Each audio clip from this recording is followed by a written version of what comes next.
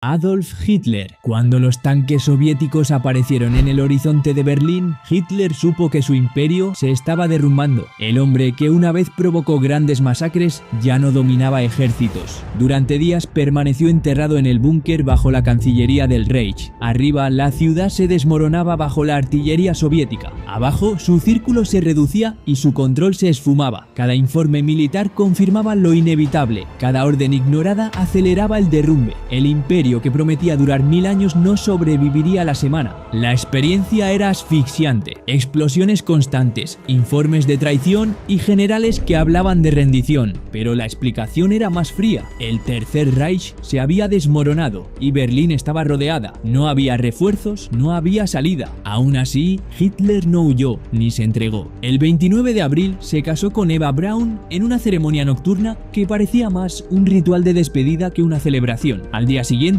mientras el ejército rojo estaba a pocas calles, se retiró a sus habitaciones privadas. Los soviéticos avanzaban y dentro del búnker se respiraba la derrota. Su círculo se reducía, la paranoia aumentaba y con cada hora que pasaba el margen de decisión desaparecía. Muchos creían que lo capturarían, que sería juzgado y que respondería ante el mundo, pero no ocurrió así. El 30 de abril de 1945, alrededor de las 3:30 de la tarde, Hitler y Eva Braun se retiraron a sus habitaciones privadas. Minutos después se oyó un disparo. Hitler había mordido una cápsula de cianuro y se disparó en la cabeza al mismo tiempo. Eva Braun murió a su lado tras ingerir el veneno. Sus cuerpos fueron rociados con gasolina en el jardín de la Cancillería y quemados mientras la artillería soviética seguía bombardeando Berlín.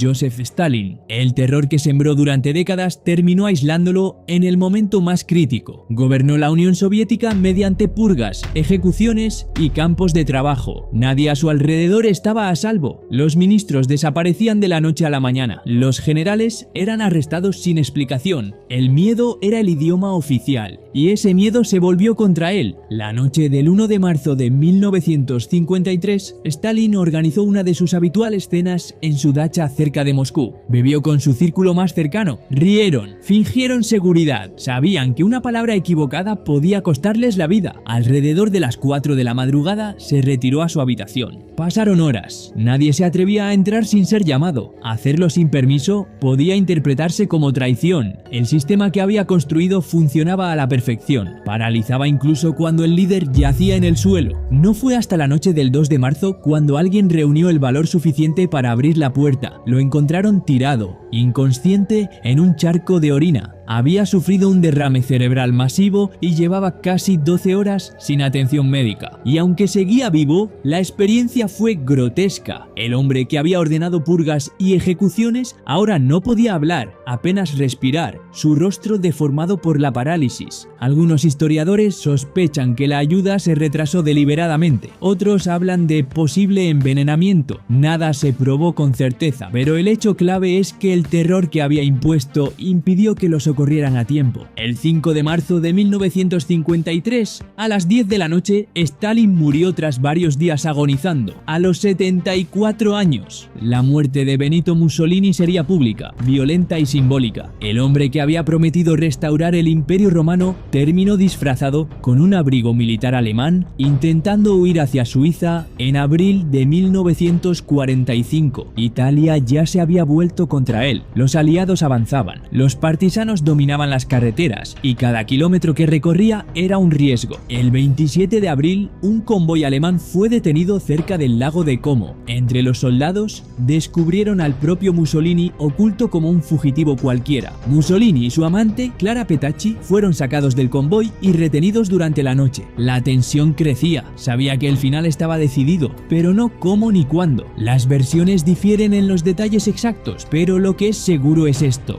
los partisanos querían venganza, ya que meses antes el régimen de Mussolini había ejecutado a 15 de ellos y había dejado sus cuerpos expuestos en un pequeño pueblo llamado Giulino di Mezzegra, por lo que llevaron a Mussolini y a su amante al mismo sitio exacto, no para matarlos ahí, sino para algo mucho más humillante. La noche anterior ya los habían fusilado, y cuando el camión llegó al amanecer del 29 de abril, Mussolini, Petacci y otros funcionarios fascistas ejecutados fueron arrojados al suelo. suelo. Una multitud se reunió rápidamente y la situación se volvió brutal. La gente pateó los cadáveres, les escupió y volvió a disparar contra ellos. Una mujer, según se cuenta, disparó 5 veces más contra el cuerpo de Mussolini, una por cada uno de sus hijos muertos. Luego llegó el final simbólico, la imagen que daría la vuelta al mundo. Los cuerpos fueron colgados boca abajo, desde la estructura de una gasolinera, balanceándose ante una multitud eufórica. Así se desplomó definitivamente el fascismo italiano. La muerte de Kim Jong-il sirvió para desmontar el mito que él mismo había construido. Durante 17 años gobernó Corea del Norte con un control absoluto, alimentando un culto a la personalidad que lo presentaba como casi sobrehumano. La propaganda afirmaba hazañas imposibles y el sistema dependía de esa imagen, pero el cuerpo no obedecía a la propaganda. El desgaste físico avanzaba en silencio. Diabetes, problemas cardíacos y un cuerpo debilitado oculto tras fotografías cuidadosamente seleccionadas y apariciones públicas medidas al milímetro. Cada ausencia levantaba sospechas, pero nadie se atrevía a nombrarlas. Parecía que tenía el control y sin embargo algo estaba cambiando. En diciembre de 2011, mientras viajaba en su tren blindado por el país, ese mismo tren que simbolizaba su poder absoluto, ocurrió un episodio que lo cambió todo. La versión oficial no mencionó qué pasó. 2 días después, la televisión estatal interrumpió su programación. La presentadora Ri Chung-hee, vestida de negro, anunció entre lágrimas la muerte del querido líder. Las imágenes mostraron multitudes llorando, golpeándose el pecho, inclinándose ante retratos gigantes. Nadie entendía qué había pasado. La emoción era desbordada. A diferencia de otros dictadores, nadie lo arrastró por las calles, nadie lo juzgó. Su cuerpo fue embalsamado y colocado en un ataúd de cristal en el Palacio del Sol de Kumsusan junto a su padre. Y solo al final se entendió lo que realmente había pasado dentro de aquel tren blindado. Su condición de salud perjudicada le provocó un infarto. Sin embargo, el régimen no cayó. La dinastía continuó. Rafael Trujillo, durante 31 años gobernó la República Dominicana como si fuera su propiedad privada. Ordenó asesinatos, desapariciones y masacres con una frialdad que eliminaba cualquier oposición antes de que pudiera crecer. Cada purga fortalecía su control, pero también multiplicaba enemigos silenciosos incluso dentro del propio ejército. El miedo lo mantenía en el poder. La noche del 30 de mayo de 1961 viajaba por carretera fuera de Santo Domingo. No parecía una huida, era un trayecto normal. Entonces varios vehículos bloquearon su ruta. Los hombres que descendieron eran dominicanos. Algunos habían servido bajo sus órdenes. Habían planeado esto durante meses, con apoyo encubierto de sectores que ya no lo consideraban útil. Cada abuso pasado había sido un ladrillo más en esa conspiración. Los disparos comenzaron de inmediato. El coche quedó perforado. Algunas versiones aseguran que Trujillo intentó responder con su pistola, pero su enemigo era aplastante. En cuestión de minutos, el hombre que había hecho desaparecer a miles quedó tendido al costado de la carretera, abatido por múltiples balas a los 69 años. Su cuerpo fue introducido en el maletero de un coche mientras los conspiradores discutían qué hacer. El régimen no cayó esa noche, pero su figura de intocable sí. La caída de Nicolae Ceausescu fue tan rápida que parecía irreal. Durante más de 20 años gobernó Rumanía con un control férreo, vigilando a la población a través de la Securitate y reprimiendo cualquier disidencia. La escasez, el racionamiento y el miedo eran parte del paisaje cotidiano. Cada discurso multitudinario reforzaba la imagen de estabilidad, pero bajo la superficie el resentimiento crecía. En diciembre de 1989 las protestas estallaron. Lo que comenzó como disturbios locales se transformó en revolución nacional.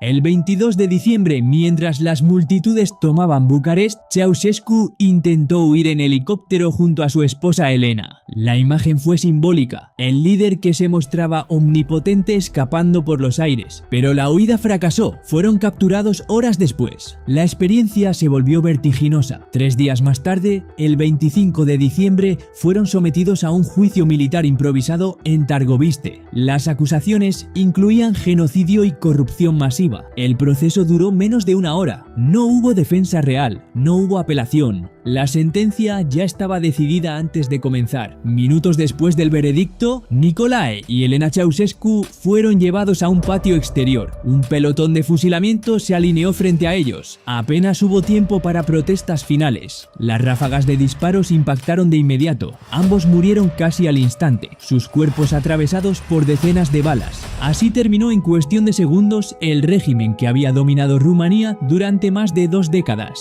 Pol Pot, en la década de 1960, en lo profundo de la selva camboyana, Pol Pot comenzó a organizar a los Jemeres Rojos, un grupo que defendía una revolución comunista radical destinada a eliminar cualquier forma de influencia occidental en Camboya. Su visión no era simplemente reformar el país, sino borrarlo casi por completo y empezar desde cero. En 1970, las tropas de Pol Pot, junto con fuerzas de Vietnam del Norte, iniciaron una insurgencia a gran escala contra el gobierno camboyano. A través de esta guerra lograron controlar aproximadamente un tercio del país. 5 años después, en abril de 1975, los Jemeres Rojos capturaron la capital, Phnom Penh. El régimen respaldado por Estados Unidos fue derrocado y se proclamó un nuevo estado llamado Kampuchea Democrática. Una vez que Pol Pot consolidó su poder absoluto, comenzó uno de los experimentos sociales más brutales del siglo XX. Empezó a construir un régimen que inevitablemente acabaría colapsando contra él. Las ciudades fueron evacuadas por la fuerza. Millones de personas fueron obligadas a abandonar sus hogares y caminar hacia el campo bajo la amenaza de armas. Las escuelas cerraron, los hospitales quedaron vacíos, las fábricas dejaron de funcionar, la moneda fue abolida y la propiedad privada desapareció. El objetivo era convertir Camboya en una sociedad agraria pura, donde todos trabajarían la tierra como campesinos. Cualquiera que fuera considerado intelectual corría un peligro inmediato. Hablar un idioma extranjero podía significar la muerte. Saber matemáticas avanzadas podía ser motivo de ejecución. Incluso usar gafas podía interpretarse como una señal de educación y por lo tanto como una amenaza. Pero no solo los intelectuales fueron perseguidos. Trabajadores cualificados, profesionales, médicos y profesores fueron sistemáticamente eliminados. Tener un reloj,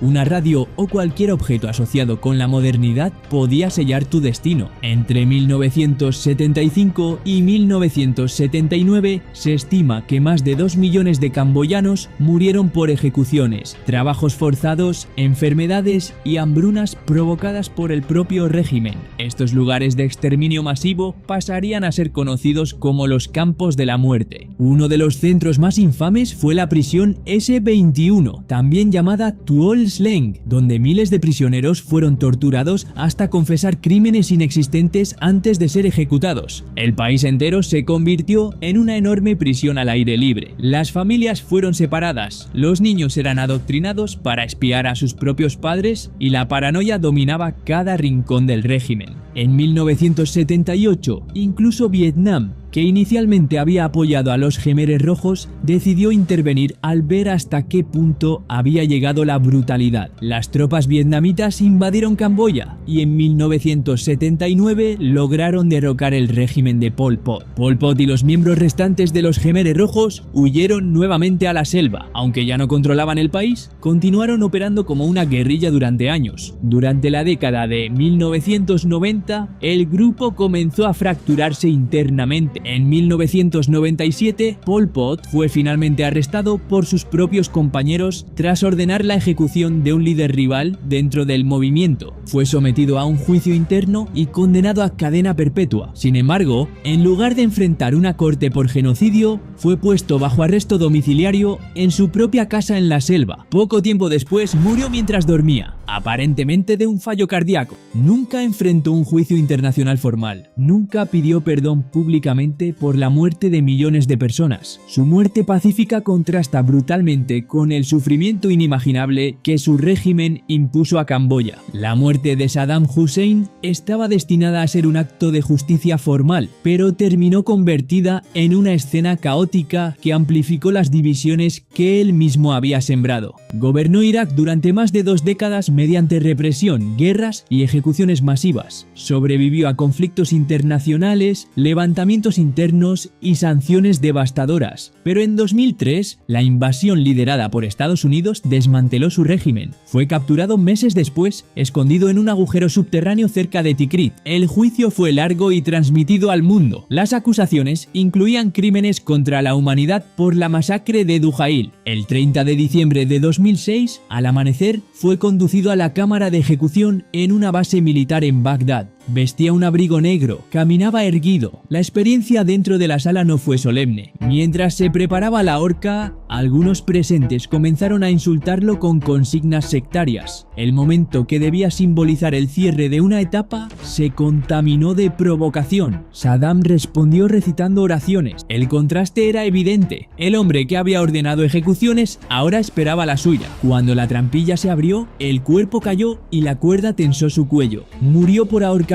en cuestión de segundos. Tenía 69 años. Muammar Gaddafi durante décadas prometió morir como mártir en el campo de batalla y terminó suplicando en una alcantarilla, y esa diferencia lo cambió todo. Gaddafi había gobernado Libia combinando represión, culto personalista y excentricidad política. Durante décadas aplastó disidencias, financió conflictos externos y consolidó un poder que parecía inamovible. Pero en 2011, la primavera árabe alcanzó su territorio. Las protestas se transformaron en guerra civil. La organización del Tratado del Atlántico Norte intervino. Cada bombardeo reducía su margen. Cada ciudad perdida debilitaba su mito. Trípoli cayó. El líder desapareció. Se refugió en su ciudad natal, Sirte, su último bastión leal. Allí resistió mientras los ataques aéreos destruían convoyes y posiciones estratégicas. El 20 de octubre de 2011, intentando escapar, su caravana fue alcanzada por bombardeos. Los vehículos quedaron destrozados. Gaddafi sobrevivió al ataque inicial. Se escondió en una tubería de drenaje de hormigón junto a algunos guardaespaldas. No era una fortaleza, era un agujero. Combatientes rebeldes lo encontraron poco después. Los videos muestran a un hombre ensangrentado, desorientado, rodeado por gritos y armas. La escena es confusa, hay golpes, empujones y disparos. Durante años había proyectado invulnerabilidad, ahora pedía que no dispararan.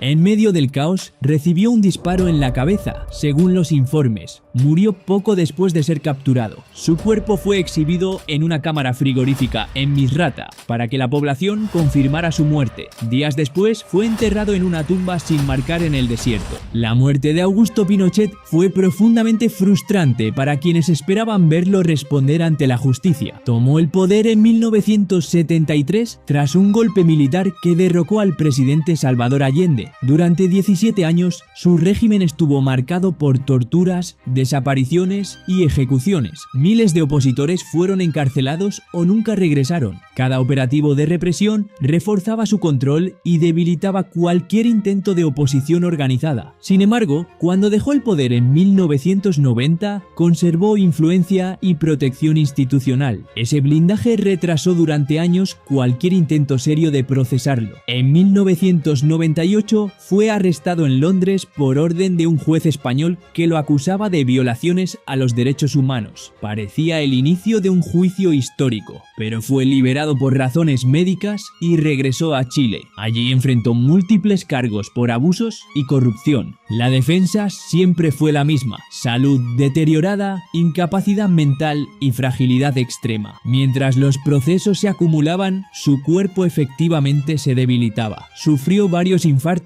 y accidentes cerebrovasculares. El 3 de diciembre de 2006 padeció un ataque cardíaco masivo y fue trasladado al Hospital Militar de Santiago. Durante una semana su condición empeoró: edema pulmonar, nuevos episodios cardíacos. El final se acercaba, pero no en una sala de tribunal. El 10 de diciembre de 2006, Día Internacional de los Derechos Humanos, murió por insuficiencia cardíaca a los 91 años. Nunca fue condenado de manera definitiva por los los crímenes cometidos bajo su régimen. Murió en una cama de hospital, rodeado de familiares. Para algunos fue el fin de una pesadilla, para otros la partida de un salvador, Hideki Toyo. Toyo no era un monarca ni un revolucionario carismático, era un militar disciplinado que ascendió dentro del aparato imperial japonés hasta convertirse en primer ministro en octubre de 1941. 2 meses después, Japón atacó Pearl Harbor. El país entró de lleno en la Segunda Guerra Mundial. Cada decisión militar ampliaba el conflicto. Cada derrota futura comenzaba a gestarse. Bajo su liderazgo, el ejército japonés fue responsable de ejecuciones masivas, trabajos forzados y brutalidad sistemática contra prisioneros de guerra y civiles en Asia. La expansión imperial parecía imparable al inicio, pero la marea cambió. Hubo derrotas navales, bombardeos constantes y ciudades reducidas a cenizas. En julio de 1944, con la guerra claramente perdida, Toyo renunció como primer ministro. No fue una retirada estratégica, fue el reconocimiento tácito de un fracaso irreversible. En septiembre de 1945, tras la rendición formal de Japón, las fuerzas estadounidenses llegaron para arrestarlo como criminal de guerra. Y aquí ocurre el giro. Cuando los soldados llegaron a su casa en Tokio, Toyo intentó suicidarse disparándose en el pecho. Había marcado con carbón el punto exacto donde debía apuntar para asegurarse la muerte, pero falló. Fue trasladado a un hospital militar estadounidense, operado y salvado para ser juzgado. La experiencia se volvió humillante. El hombre que había enviado a miles a morir ahora dependía de médicos enemigos para sobrevivir lo suficiente como para enfrentar un tribunal. Fue procesado en el Tribunal Militar Internacional para el Lejano Oriente en Tokio. Las acusaciones incluían crímenes contra la humanidad y crímenes de guerra. El juicio fue largo, las pruebas extensas, el veredicto inevitable. Condenado a muerte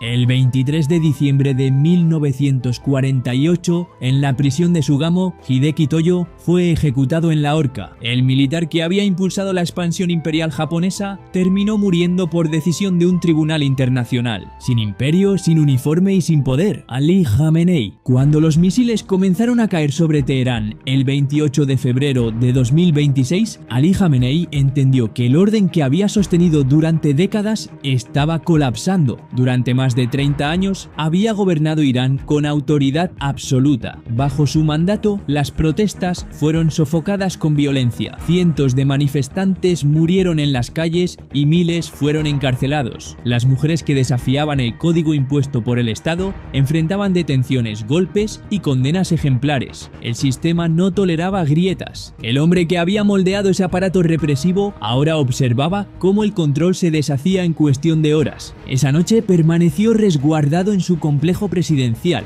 mientras la ciudad temblaba bajo el estruendo de los ataques. La experiencia era agobiante. Alarmas constantes, comunicaciones interrumpidas, mandos que discutían escenarios que ya parecían irrelevantes. Pero la explicación era más fría. No había defensa suficiente, no había tiempo, no había salida. Aún así, no abandonó Teherán. Muchos creían que intentaría escapar, otros imaginaban que sería capturado y exhibido como símbolo del fin del régimen. Pero no ocurrió así. En la madrugada del 1 de marzo, un proyectil impactó directamente en el sector donde se encontraba reunido con altos mandos. La explosión destruyó el ala principal del complejo y lo mató en el acto. Horas después, la televisión estatal confirmó su muerte y se prometió venganza. Pero el vacío ya estaba ahí. No olvidéis apoyar este tipo de contenido suscribiéndoos y viendo este otro vídeo muy curioso que os encantará.